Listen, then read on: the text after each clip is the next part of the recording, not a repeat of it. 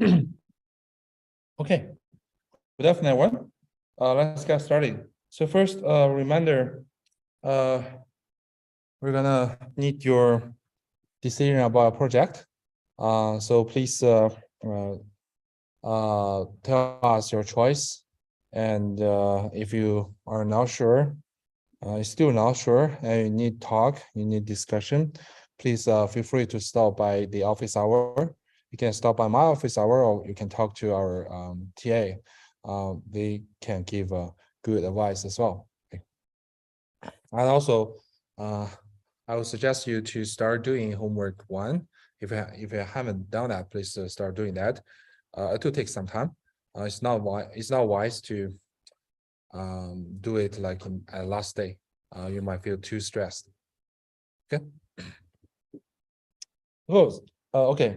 So let us continue with the uninformative parts. So in the last lecture, we talked about 2 types of invariance, right?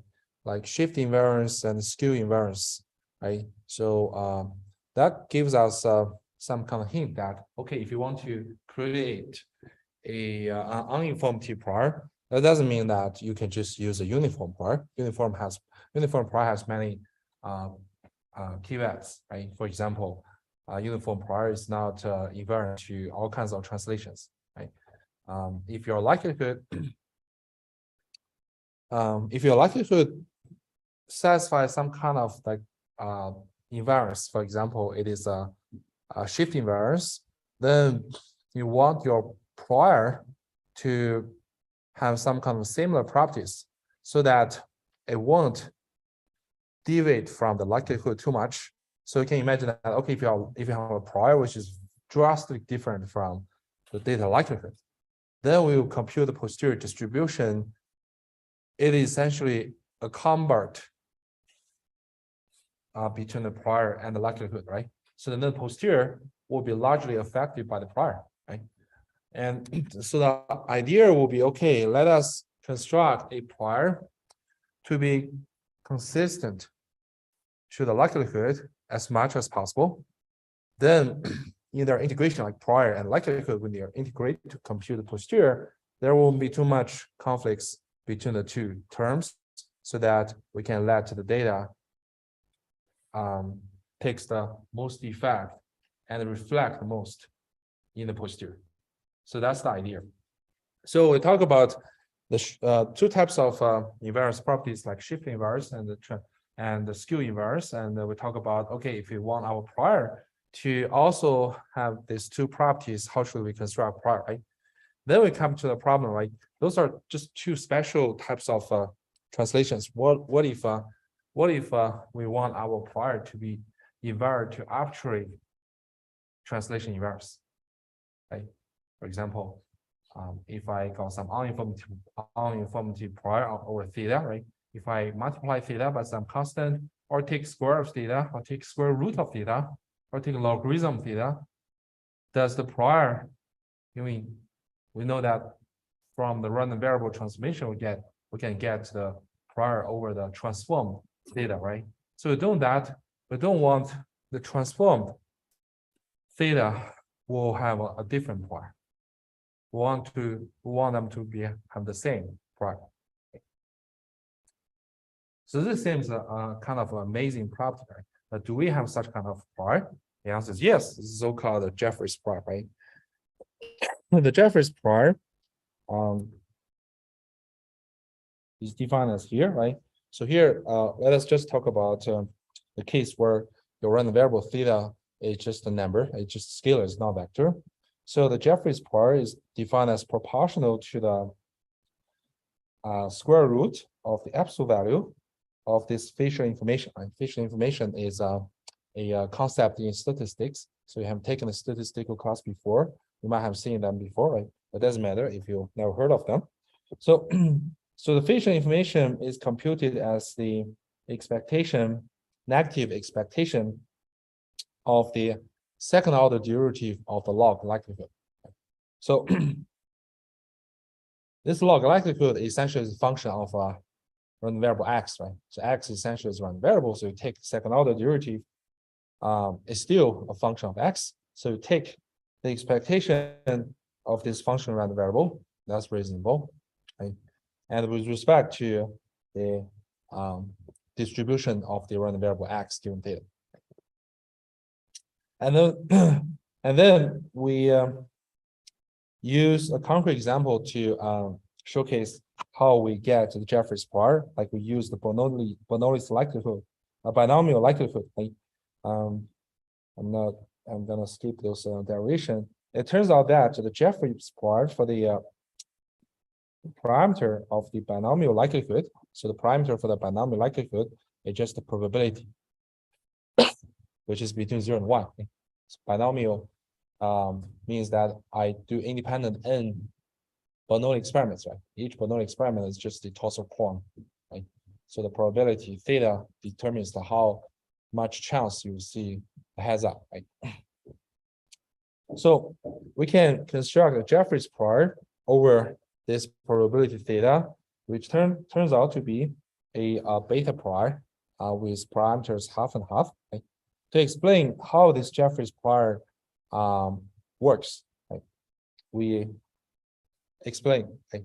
We showcase the we show the density, right? So this blue curve is the probability density of this Jeffreys prior, right?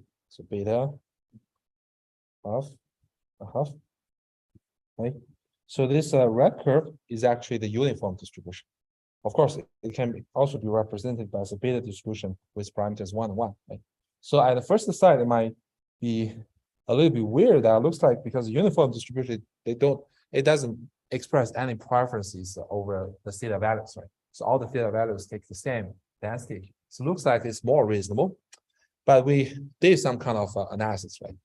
Remember the philosophy is constructing a uninformative prior is that, okay, I want to exhibit a similar effect over the theta as in the likelihood. So because in our case, this is for a binomial likelihood, right? So you can see that when theta takes half, so theta and 1 minus theta is the same. So your likelihood actually has nothing to do with x, because half to the power of x times half to the power of n minus x are canceled, right? So the likelihood, the form of likelihood informs us that when theta takes the value of half, the theta x actually has the least effect. Right? And however, when theta getting closer and closer to the two ends, like 0 or 1, then the theta x takes a very large effect, right? Different value of x will give a dramatic different value of likelihood. If we look at the Jeffreys part, right? We look at the Jeffreys part, this blue curve, actually x is exactly the same trend, right? So when it takes a smallest prior density value when theta takes half, right? Means that the density value, the prior density is the smallest, or is the smallest when theta is in the middle, right? However, when you move toward to the two ends, right, the density values increases larger, right? So it's kind of match the likelihood behavior.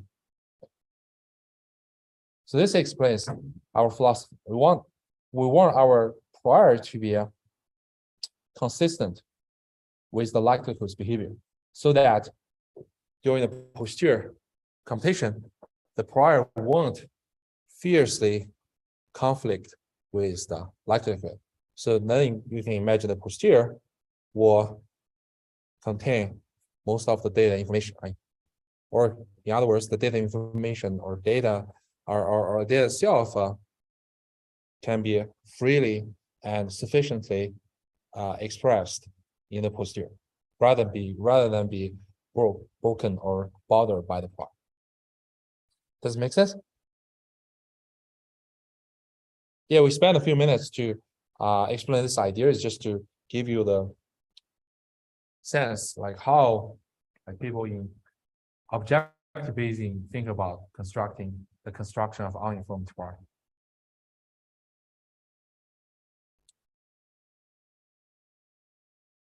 Okay, next we're gonna talk about why Jeffreys prior is invariant to arbitrary translations.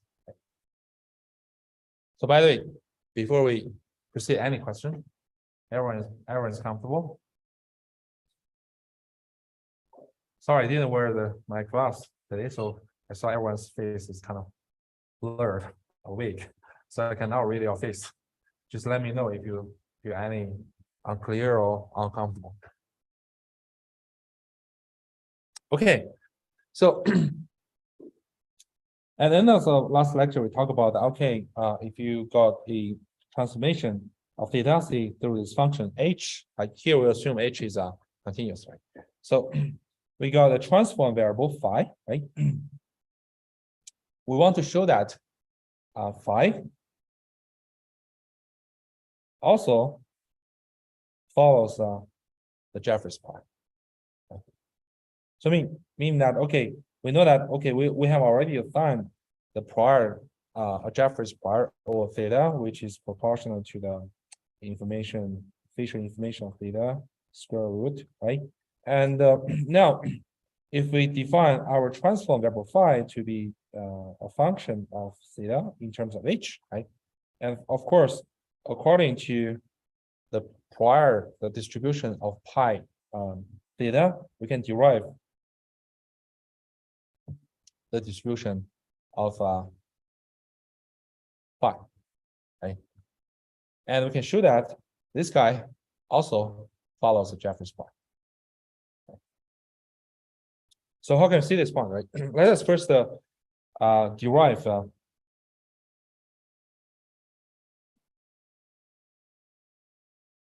the Jeffreys prior over phi from scratch, meaning that suppose I only know phi is h of theta, right? I'm gonna use the definition of Jeffreys prior to define to compute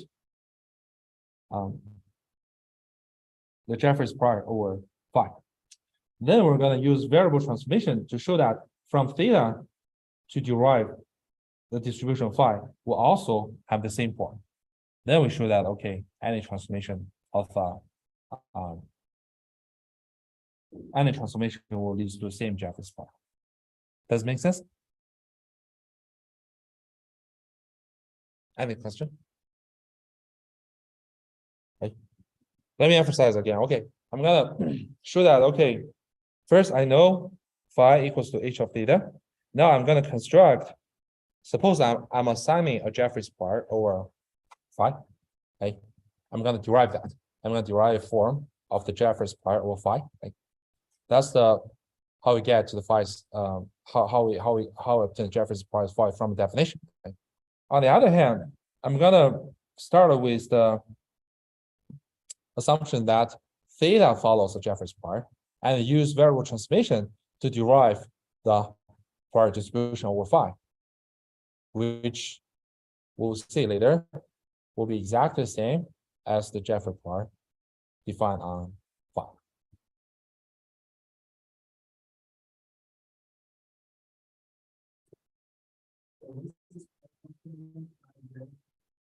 J is Jeffreys prior. It just knows the Jeffreys prior distribution. Right? So to show this transformation is invariant, we just need to do 2 points, right? Do 2 steps. First step, let me just construct the prior Jeffreys prior over phi. Right? I can derive some kind of form. And then I know that phi is a transformation of theta. And theta follows Jeffreys prior. Now I use theta's distribution and also variable transformation. I get what is the distribution of transform theta, which is phi. So if this guy is exactly the same as the original definition of Jeffreys prior with phi, then includes everything. That's the idea. So from the definition of the Jeffreys prior, right? If you want to compute, we need to first compute the facial information of phi, right? So the facial information of phi according to the definition, should be the negative expected second order derivative of the log likelihood parameterized phi. Okay. So now we can view the log likelihood of x given phi, okay, as a function phi. I'm going to take the second order derivative with respect to phi and take its expectation. Okay. So I want to link this definition to theta, right? Because we know phi is h of theta, right? So we'll need to use a little bit trick, right? So we know that this guy. So the second order derivative essentially is we first do the first order derivative, right? And then you do the derivative again, right? So next, I want to shove theta in. How can I do that?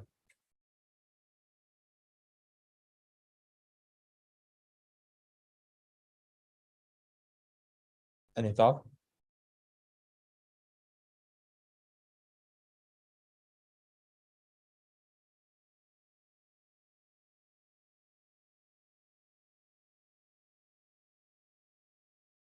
So we can use chain rule, right? So this d log likelihood over d phi equals to d theta, d log likelihood over d theta and d theta over d phi, right? Does it make sense?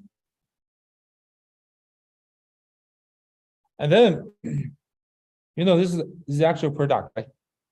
First, the log likelihood, the derivative of log likelihood with respect to theta, multiplying with d theta over d phi, right? So here, the log likelihood, when you compute the derivative with respect to theta, you can view it is parameterized by theta. It doesn't matter. And then the thing becomes, okay, I'm gonna take the derivative of this product with respect to phi. And what should we do?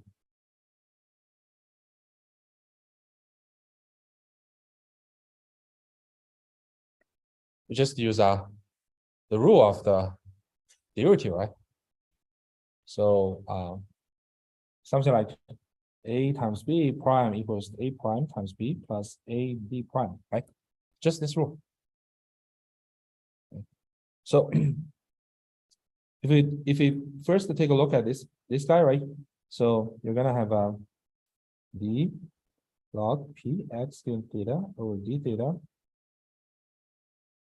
and you do this over d theta again, and times d theta over d phi, right?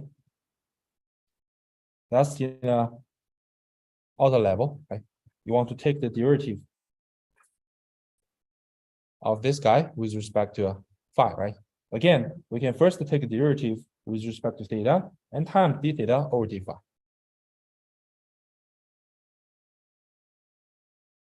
Does it make sense? Right? It's just the application of the derivative rules. So you can see that, okay, I'm gonna first take derivative of log likelihood over d theta and take d theta again. So that's where it comes the second order derivative with respect to theta, right? And this one we know that, okay, because we need to multiply d theta over d phi. And remember, here you should multiply this again, right? So that's why we got d theta over d phi squared. That's finished this part, right? A prime b. And the next is that, okay, I'm gonna keep this guy and only take the derivative of this guy with respect to phi again, right? Then it gives second order derivative of theta with respect to phi, right? And you're gonna keep this, right? You can just copy this down here, right?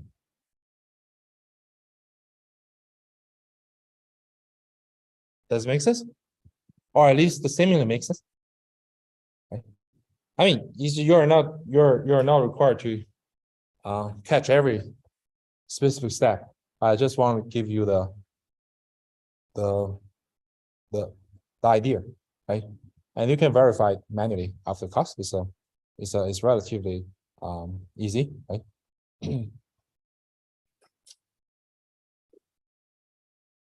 When we introduce this, when we introduce the data here, right, we can then look at how can we further simplify the form, right? So our first observation is that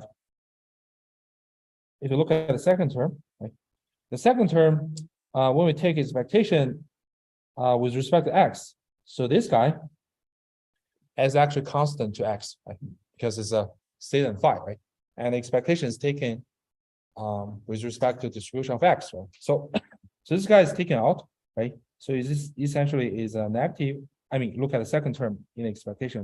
You're taking the expectation of the log likelihood for theta and times this second order derivative of theta over phi, right?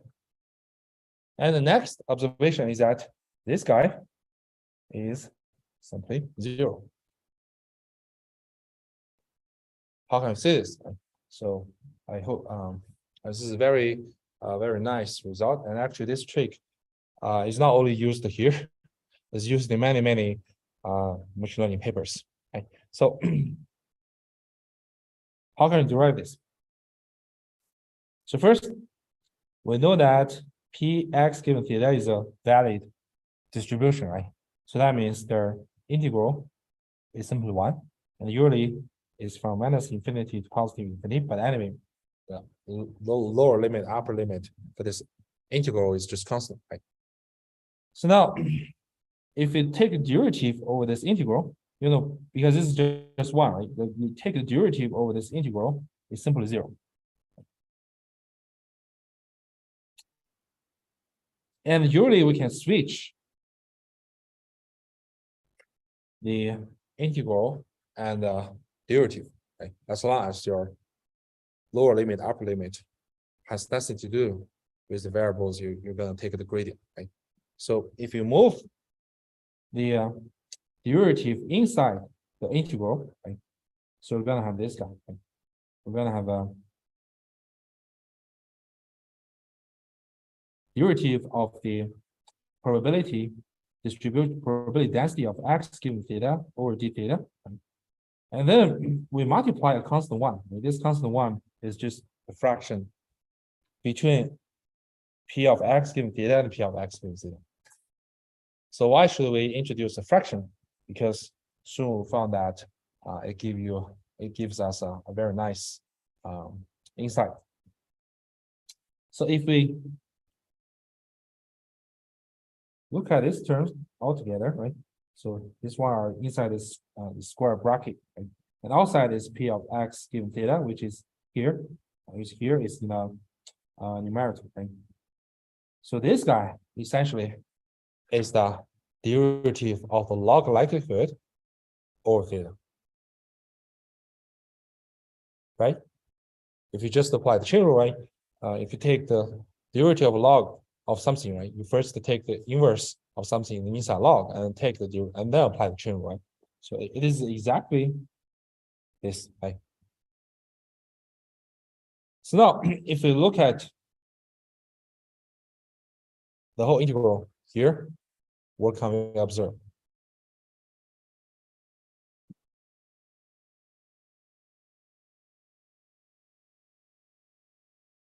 So the integral of something with this probability density, right?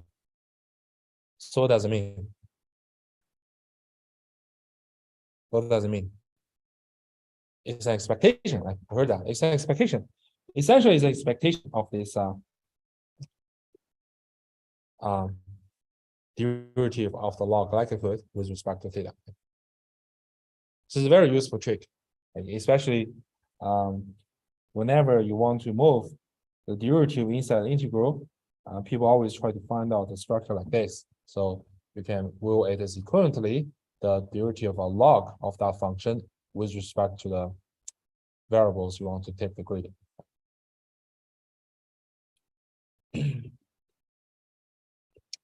So now that we show this expectation is 0, that means the second term is simply 0, right? So we're only Yeah, the second term is simply 0. We only have the first term left, right? So inside the first term, again, we found out this square term, this theta over d phi, and then take square is constant to x as well. Right? Remember here, the expectation is taken with respect to a random variable x, right? Theta and phi have nothing to do with the x, right? So if we move it out, right? So only leaving the expectation of the second order derivative with respect to theta inside there, right? So this guy essentially is the facial information of theta, right? Okay. And outside is this a square of d theta over d phi.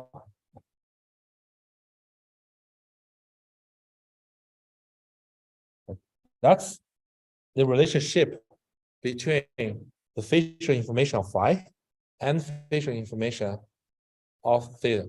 Right? So we know that the facial information of phi is facial information of theta times square of d theta or d phi. And then because we want to construct the Jeffreys prior of phi, right? So we know that the Jeffreys prior is proportional to the square root of the facial information, right? So that means square root of I facial information of phi is square root of facial information of theta times the absolute value of the gradient of theta with respect to phi, d theta or d phi.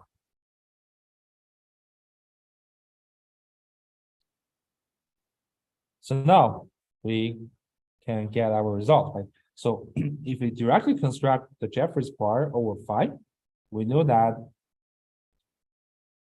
it is equal to the square root of the facial information of phi, and also equal to the square root of facial information of theta times the absolute value of d theta or d phi. Sorry. That's the result or the conclusion we can get from constructing Jeffreys prior over phi. Okay. But if we want to derive the prior over phi while variable transformation, meaning that we assume theta follows the Jeffreys prior, and h and phi is just the transformation of theta. I want to look at according to what is the probability distribution for phi. We can use the variable transformation, right? This is just the formula we introduced before. How do we do the variable transformation to compute the density of the transform random variable? And it gives exactly the same form as you derive the Jeffreys prior over phi directly.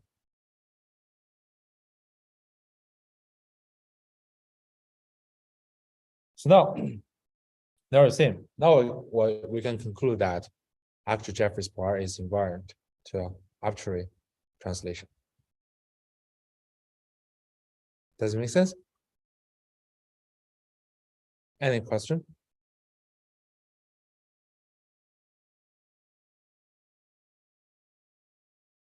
Everyone feels comfortable? Yeah.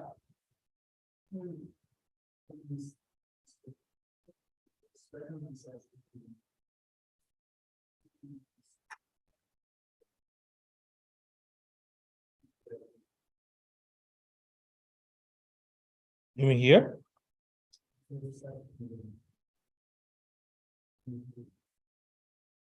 Which equation are you referring to? Uh-huh.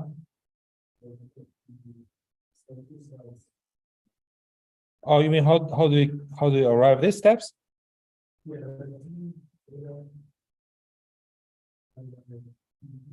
Uh-huh.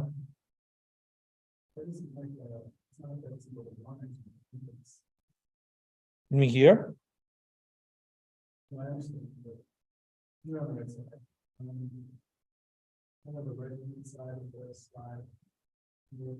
This one? This one?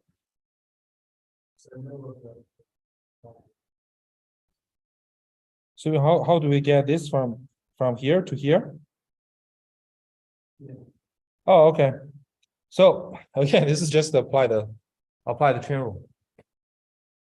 Let me explain in more detail. Like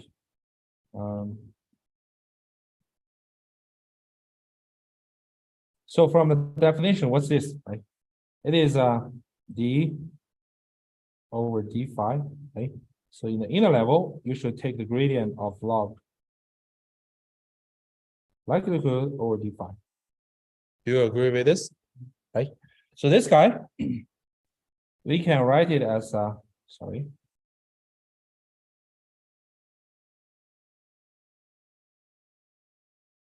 It's d theta times d theta or d phi. Does it make sense? And then, you know, this is just A and B, right? You just apply this to derive. You will get two terms like this. Other question?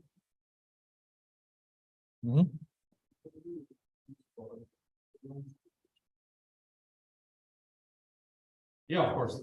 Here we assume that as H is differentiable, right? Otherwise, and then even is second order differentiable, right? Like otherwise, how do you compute d squared theta over d phi squared? So you can assume that okay, H is smooth enough, you can do at least twice differential. Other question? Okay, great. Again, if you feel a little bit confused about how those derivations, I would strongly recommend you after class to manually go through the steps. They are not hard, but a little bit you need a little bit tedious. You need to pay attention to the details. But won't beyond any thing we have learned from calculus 1 or calculus 2. So now we can show that for a Gaussian likelihood, if you want to construct a Jeffreys bar over the mean parameter mu and the standard deviation parameter sigma, it will have the following form. So the Jeffrey bar over mu is proportional to 1, is proportional constant, which is kind of consistent with the prior we previously constructed for shift invariance, right? And the Jeffrey's bar over sigma is proportional 1 over sigma. Right? So although Jeffrey's bar looks like amazing, right? Usually is not conjugate. For example, if you choose a Jeffrey bar over mu and sigma for Gaussian likelihood, then the posterior of mu will be a student T distribution. And remember the definition of the conjugate prior, right? The posterior distribution must be the same form of the prior. That is called conjugate prior, right? So here, if we use Jeffrey's prior over mu and sigma, the posterior of mu is not Jeffrey prior. It's a student T distribution. And Jeffrey's prior usually works well for single parameters, right? But for small parameters, like multi-dimensional parameters, usually doesn't work well. That's why, in theory, it is very elegant, but in practice, it's not that much useful. So, from even more general sense, like people have also talked about the reference price. So, what is reference price? So, it is formalized what we have just discussed about the philosophy, how to choosing the uninformed bar, right? We want to the uninformed part, which could be some probability density function that maximize some measure of distance of divergence between the posterior and prior as the data observations are made. Meaning that, okay, I want the prior is here and the posterior to be as far as possible from prior. And this whole change should be made by the data.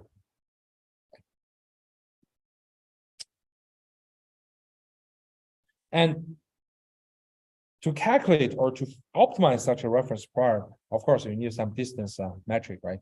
And a very common used metric is called KL divergence. But again, KL divergence is not a rigorous distance, right? But it's just convenient. And here's the general framework that you want to choose the prior. How do we choose the prior? In the reference prior framework, right? We want to maximize the expected KL divergence between the posterior and the prior. Remember, KL divergence can be roughly viewed as distance, right? I want to maximize the distance between the prior and the posterior, right? And if you write down this formulation, right, this is the definition of KL divergence, because the KL divergence is also determined on the data T, right?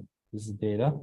Because data is random variables, that's why they want to take expectation with respect to data as well. So then you can try some kind of like a simple merging and the simplification. You see that the reference prior essentially can be obtained by maximizing the mutual information. You want to find out the prior distribution that maximizes the mutual information between your model parameters data and the data.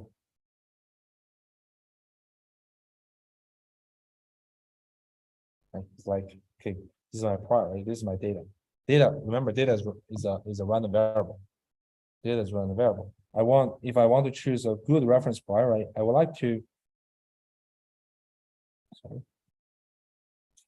to make my prior distribution which reflects the information of data to overlap with the information inside data as much as possible.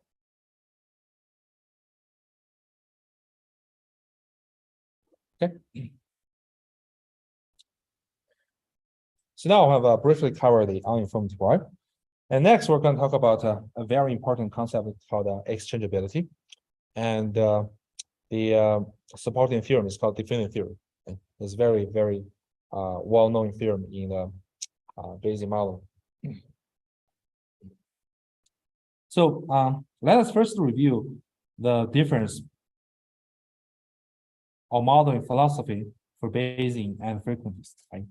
So if we consider a distribution of data which are governed by some model parameter data, and so frequentists will believe this data is some kind of objective constant, right? It doesn't have any randomness. It's just a hidden unknown constant, right?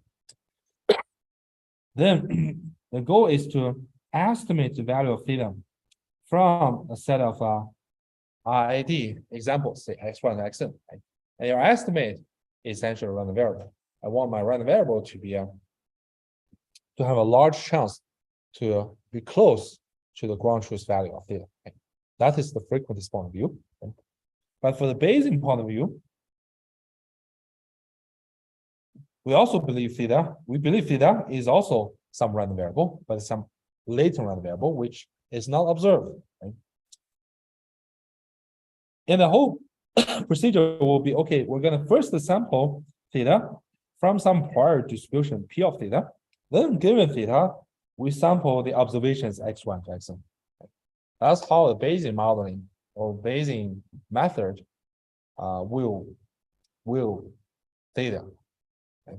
And then the goal is that, okay, now that theta is unobserved and x1 and xn are observed, I'm gonna compute the posterior distribution. Sometimes it's called the inverse distribution of theta given these observations. That is Bayesian philosophy.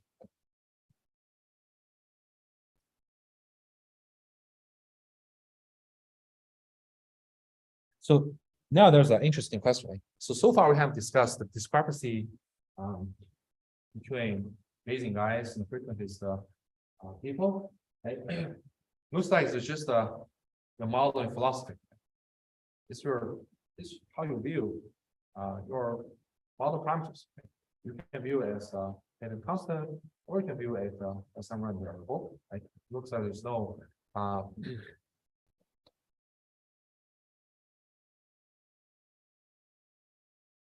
it looks like there's no who will be against the other. Right? However, from a Bayesian perspective, right, I would like my philosophy to be more favorable. So The question is, can we justify my Bayesian view of theta actually exists and should be correct? In other words, can we have a mathematical justification that there indeed exists some prior over theta, and then exists such a hierarchical sampling procedure? That is, theta is first sample from this prior, then given theta, we just sample this x1, x2 to xn IID. Can we justify this?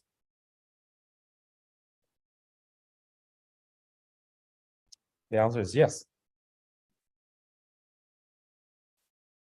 As long as your data is exchangeable, defining theory will guarantees that there must be such a prior of theta, and your data can be equivalently viewed as sampled from the aforementioned hierarchical sampling procedure. Namely, theta is first the sample from this prior, and then given theta, we sample these observations x1 to xn in an IID way.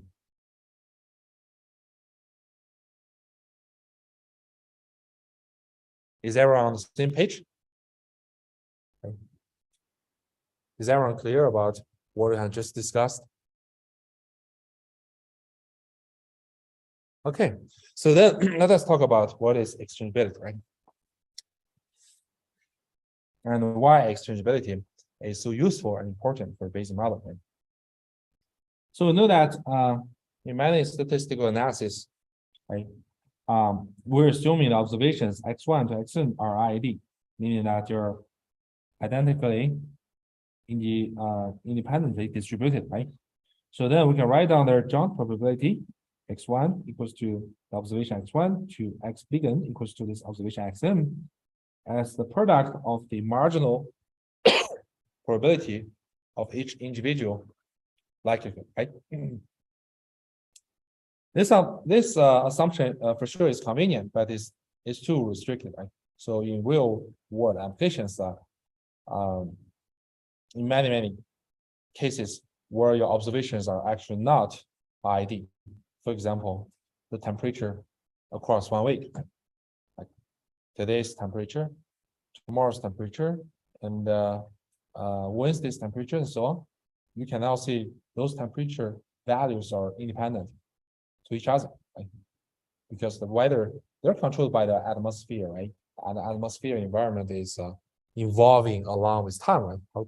You can hardly say they're independent, right? Or the stock price, right?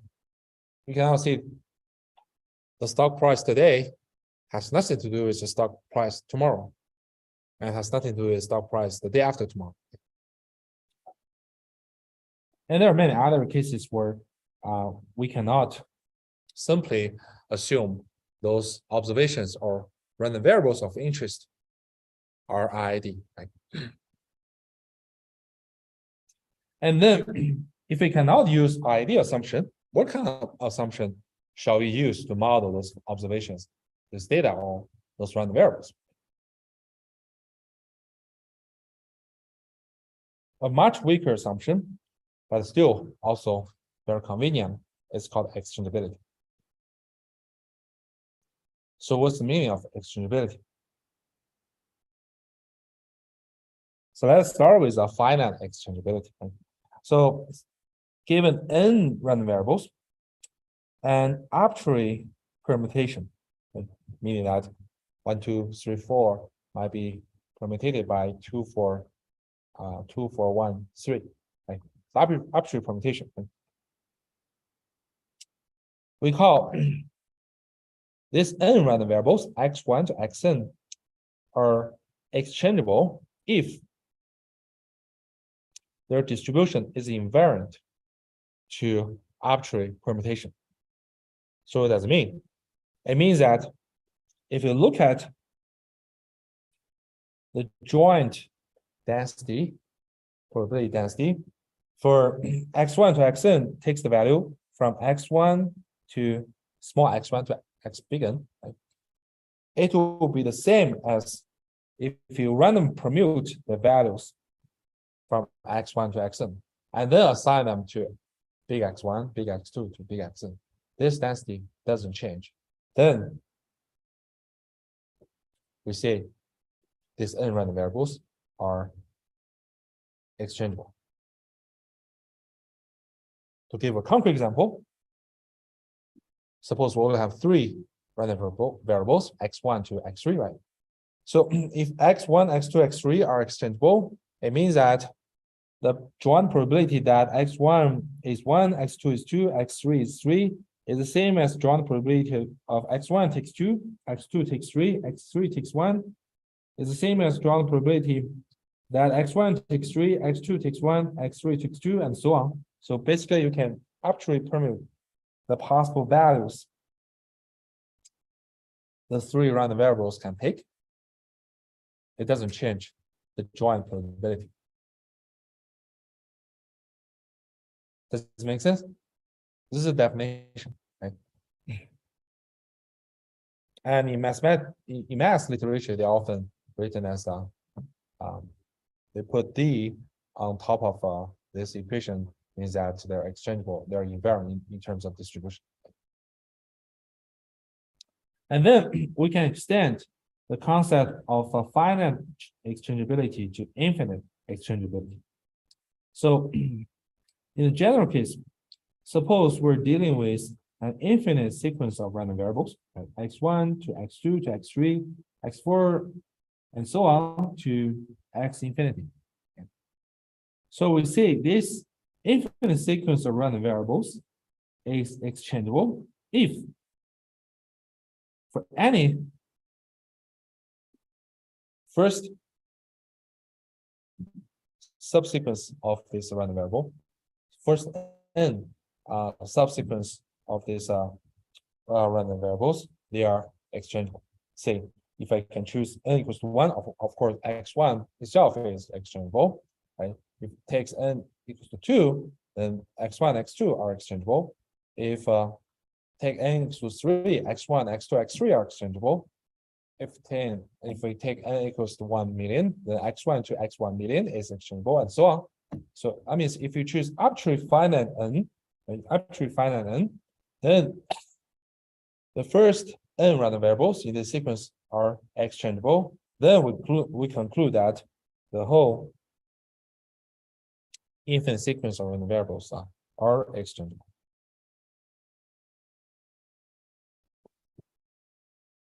Is everyone clear about this definition? Does it make sense? Any question? So anyway, it's just a straightforward extension of finite exchangeability. Right? If I want to talk about infinite case, right? I'm gonna conclude that okay, for any finite case, it is exchangeable, then the whole infinite sequence is exchangeable. Great. So exchangeability essentially assumes the symmetry of density, right? So as we just showed, right, for big n random variables, exchangeability requires that okay, no matter how you permutate the values of this big n random variables that can take, it doesn't change density. And of course, if those n random variables are IID, they are exchangeable. Right? But if they are exchangeable, that doesn't mean they are IID. Does it make sense? Any questions so far about the definition and also the meaning?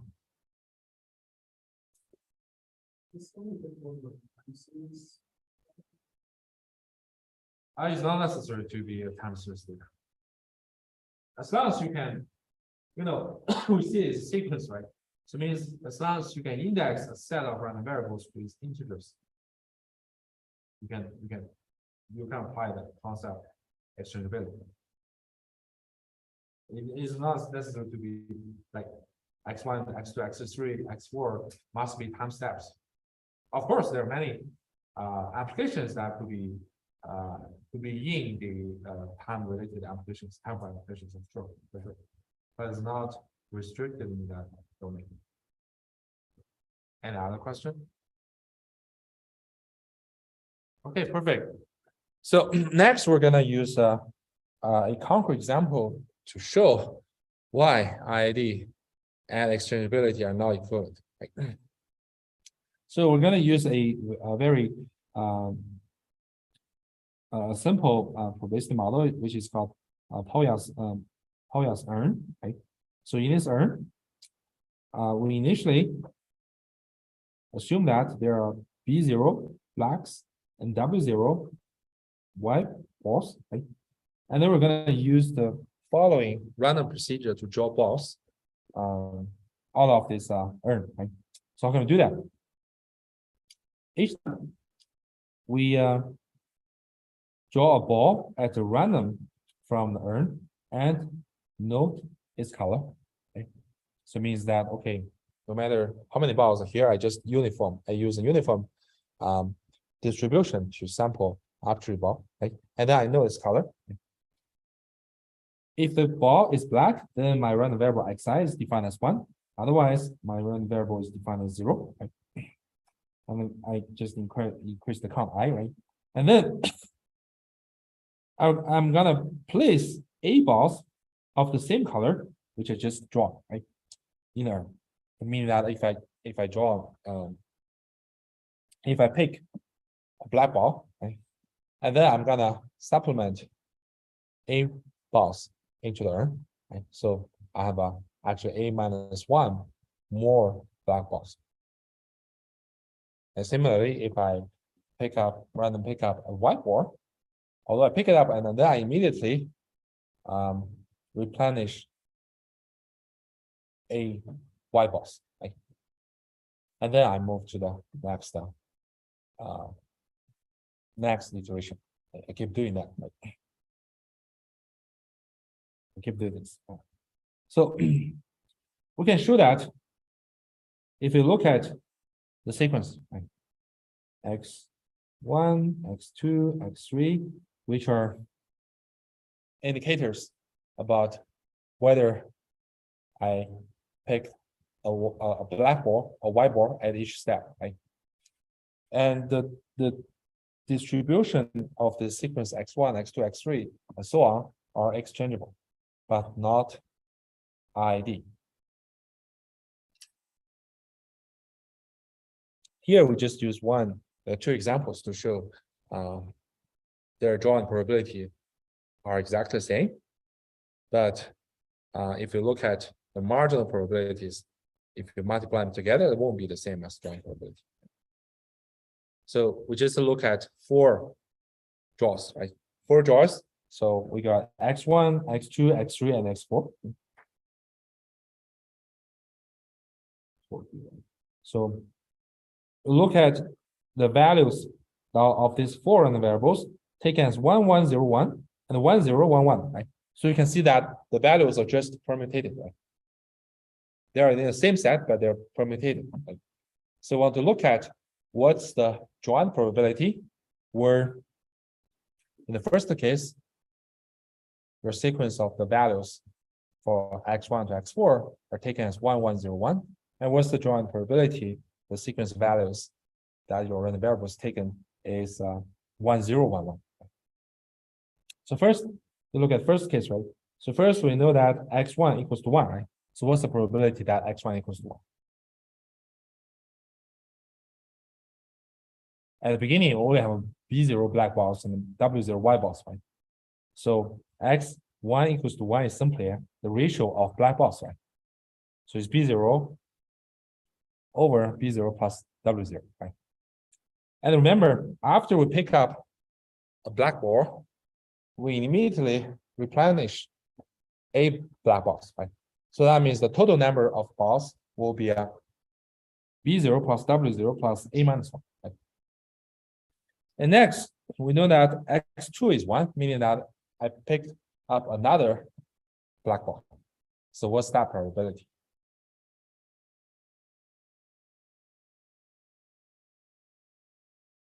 What's that probability?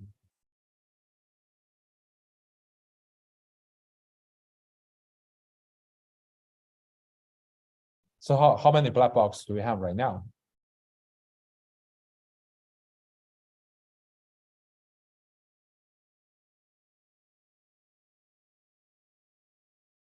David. Yes. Yeah. Yeah. Right. It's B0 plus A minus 1, right?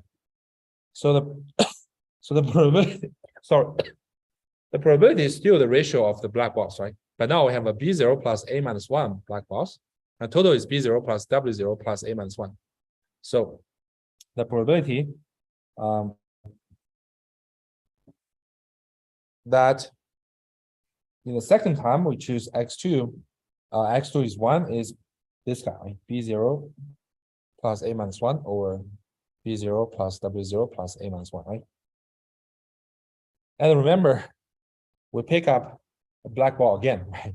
So we're gonna replenish another A balls of black. Right? So, but in the third case, X3, now it takes 0. So this time we choose a Y ball, right? So what is the probability? Just W0, right? Because we never pick up any Y balls. So Y balls, the number of Y balls doesn't change, so it's W0. And then the total number of the balls is B0 plus W0 plus 2A minus 2, right? Because every time, whatever color of the balls you pick up, you're going to supplement A balls of the same color. You essentially increase the total number of the balls by A minus 1, right? You take 1 out, you put A in, so you increase the number of balls by A minus 1, right? So now you pick up two times, you have picked up 2 balls, you're going to increase the total number of balls by 2 times A minus 1. Right? So the ratio of Y ball will be W0 over this guy. Right? And then at the last step, like the first step, X4 is 1 again, right? So this probability is essentially the ratio of black ball again, right? So after the third time, because we pick up the white ball, so we're going to supplement A Y balls, right? So now the total number of white balls is just the W0 plus A minus 1. And total number of black balls is B0 plus 2 A minus 1, right? So if you calculate the ratio, it gives you scale, right? So if you follow the same procedure to compute the joint probability that X1 is 1, X2 now taking 0, X3 taking 1, X4 taking 1, will be exactly the same probability, joint probability. So I won't do this again. I will leave it as an exercise for you.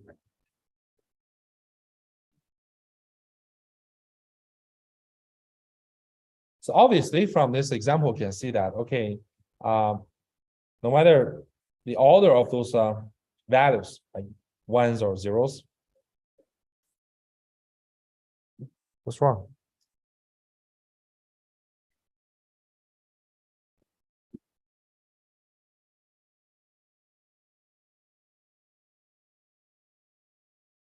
Wow. Is it projected depth? Oh.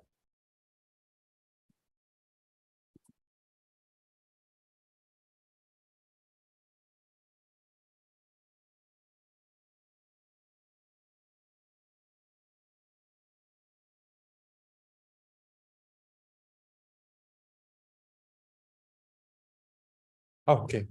Okay, that's great. Okay, we're back. Yeah. Obviously, we know that the values of those random variables are not independent to each other at all, right? Because the next random variable, the probability really depends on the previous time, which color of the ball you have you have chosen, right?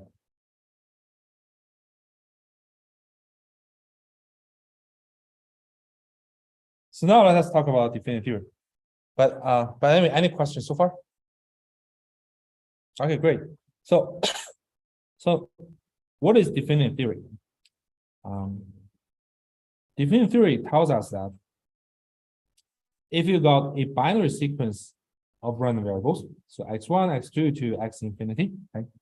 So this each one, the value of those random variables is binary, right? this binary sequence is exchangeable if and only if there exists a cumulative density function f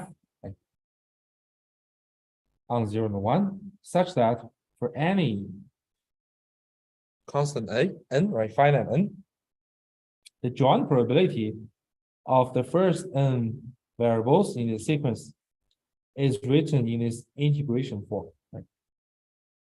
So inside this integration, we can see that here we got theta to the power of Tn, 1 minus theta to the power of n minus Tn, and Tn essentially the summation of these n variables. So essentially it's a count of ones in x1 to xn.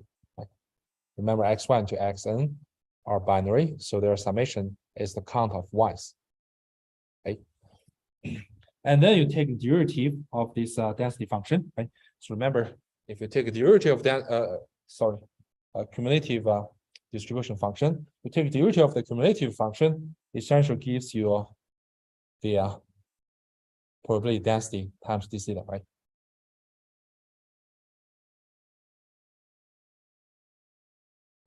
So what does this form tells us? So, sorry.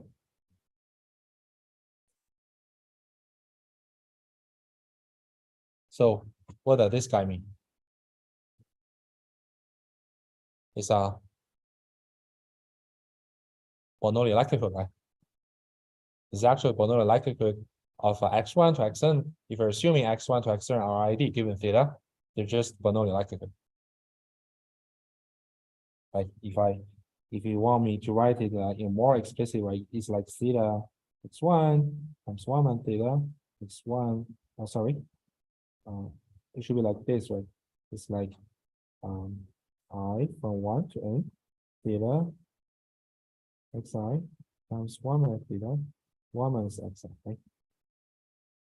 If you just merge the power, you give exactly this form, right? Because if you just merge power, essentially is I from 1 to n xi 1 minus theta n subtracted by the summation 1 to n xi, right? This guy is the Tn, right? And this guy is the Tn. So actually, this tells us that, okay, we can view theta as some parameter for Bernoulli distribution. And then x1 to xn are just sampled from the Bernoulli distribution parameterized by theta, right? And then this guy essentially is P of theta, d theta. You just integrate or marginalize out theta according to the power density P of theta, right? So this essentially tells us a hierarchical sampling procedure, right? We first sample theta according to the power P of theta. Then given theta, we sample x1 to xn identically and individually, right? And of course, if you want to compute the marginal distribution, the joint marginal distribution of x1 to xn, want to marginalize out theta, you use this integral. Does it make sense? Any question? Okay, so the natural question, okay, what is the specific P of theta? How can we get this P of theta? The prior distribution of theta, right? So definite theory tells us that theta actually is the average of the sequence of these random variables.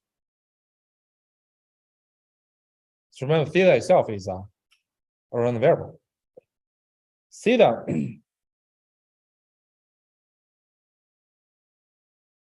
can be viewed as you do the average of all the random variables in this sequence. Of course, it's hard to say, okay, what is the average of infinite sequence? So you can define the average of infinite sequence as a limit when you take the average of the first n variables in the sequence, right? When n goes to infinity,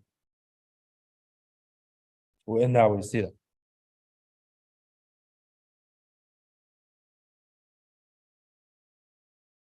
And theta follows this prior density or prior distribution P of theta. In other words, if you want to sample x1 to xn, you need to first know what is the average of all this random, infinite random sequence. This one, what is the distribution of this average? And then use that distribution to sample theta, and then sample x1 to xn individually. That's what the differential theory tells us.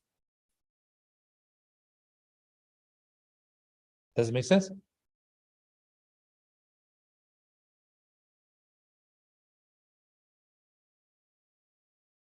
If you are imagining you are kind of like Oracle, some kind of Oracle simulator, right? You want to generate this data, right?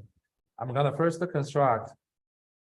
I want to generate, or I want to sample an infinite sequence, right?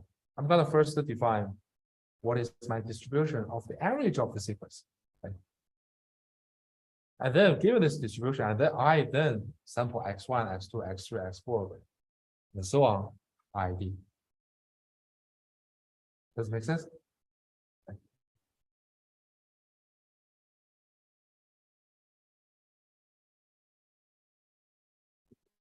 Mm-hmm.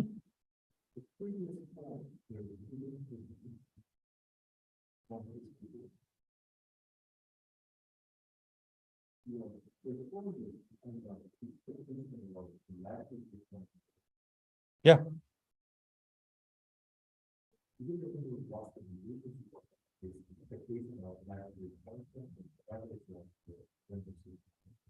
Oh. So you feel good with this, right? This actually reveals the structure, right? Reveals the structure of this data. This x1 and this xn. We can view like x1 to xn are sampled from some hierarchical sampling procedure, right?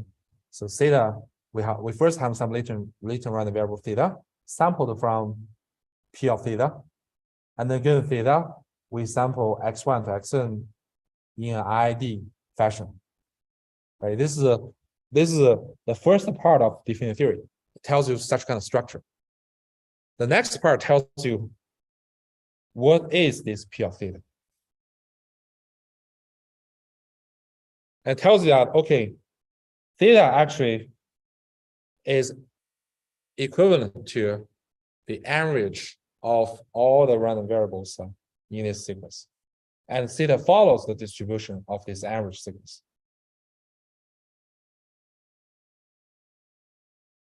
Or the distribution of theta is actually distribution of the average of the sequence of this average of this random variable sequence.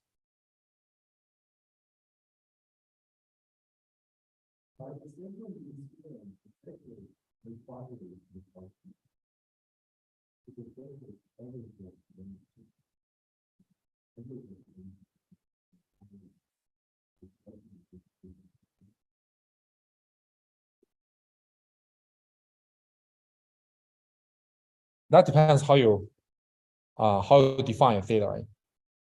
So the central limit theory really assumes that your x1 to xn are ID. Yeah, if it's not ID, then you need to making some assumptions about their correlations. Like you have some weak form of central limit theory, you might be do that. But if you do not assume any dependencies among those sequence variables, it's hard to say anything about that. So I wouldn't say, okay, it must be a Gaussian. Of course, if you assume x1 to xn are already ID, then of course it's a Gaussian. Any other question?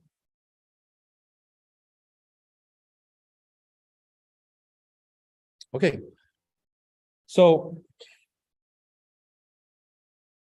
why the definitive theory is so useful, right? So I like to point out, okay, although definitive theory tells you that, okay, theta follows the distribution of this average of the whole infinite sequence, right? In practice, I suppose you are given a very long sequence data. It's really very hard to estimate theta in that way. Usually you want to use other ways to estimate theta, but the most important and practical useful will be this structure. As long as you're assuming, okay, your data x1 to say x1 million, you're assuming they're exchangeable, then you can safely introduce or principally introduce this hierarchical sampling procedure. You can assume, okay, there must be some latent variable theta, right? There must be some prior of theta. Then given theta, we sample x1 to xn identically and independently. Okay? And then you can simplify them out, right? Otherwise, you can, if you define a joint distribution over 1 million examples, right, without introducing any decomposition form or factorized form, it will be very hard for computation of the model.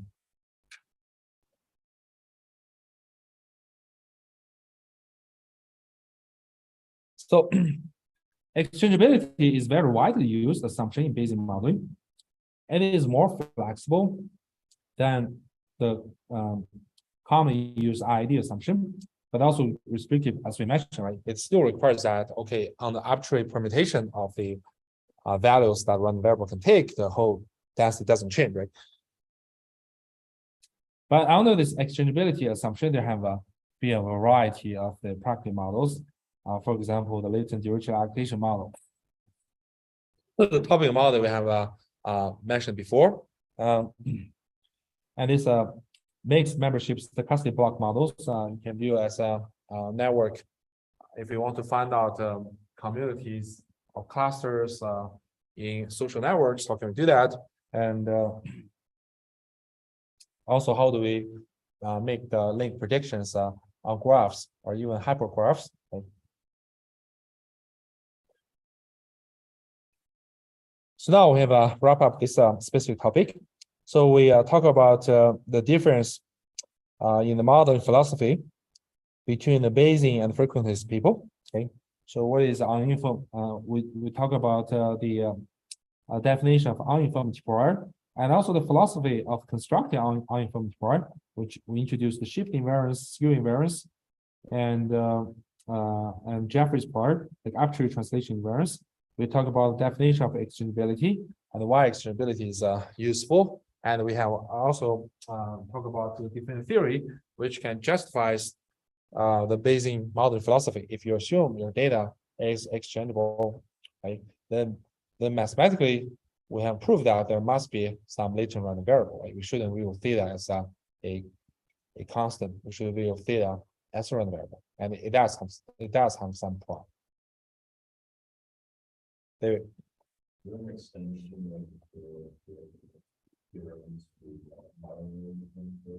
Yeah, of course. Actually, we got quite a few works about that. So exchange the you can view like, because the binary variable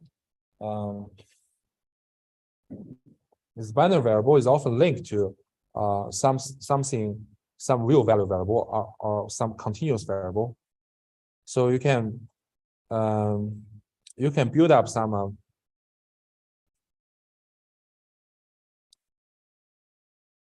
model based on this definitive theory, and you have some kind of, in the middle you have this binary variable, and then you assume those binary variables are exchangeable. That means, okay, in the upper level you have some shared unknown latent random theta, right? Then x1 to xn, it can be further used to sample the next level random variables. So you can do this by additional levels, then introduce other types of data if you like.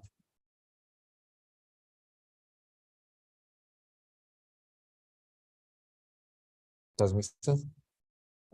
Any other question?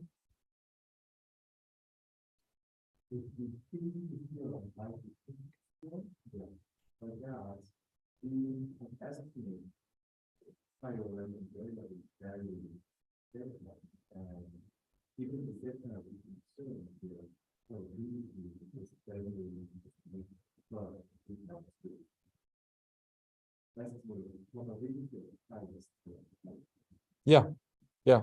So the probability prior, like we just discussed, right? So this one, by different theory, is existent. Yeah, but if you want to compute that, people won't like follow the theory to do that. For example, I can just assume P of theta. I can assume a family of distribution which are expressive enough to cover the ground truth of P of theta. Then I'm trying to estimate that. Because it's very hard to say, okay, hard to compute, okay, what is the distribution for the average of 1 million or 1 trillion random variables? It's very hard to do that.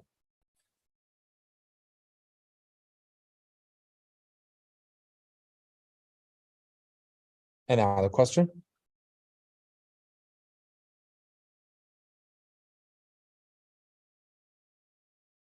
Okay, great. So next, wow, it's already 5. Okay. So today, so far up to today, we have covered all the foundations, which we believe are necessary for probabilistic modeling. As we mentioned that, doing probabilistic learning, probabilistic modeling is like building a house. Like you have to prepare some basic units like bricks, like materials. So once you have all those ready, then you're gonna pick up different units together to create your model. So kind of given this model, then we kind of like develop algorithms, efficient algorithm to build a model estimation. So starting from next lecture, we're going to talk about a variety of commonly used probabilistic learning models, algorithm, and also how do we perform efficient posterior inference. Okay, see you on Thursday.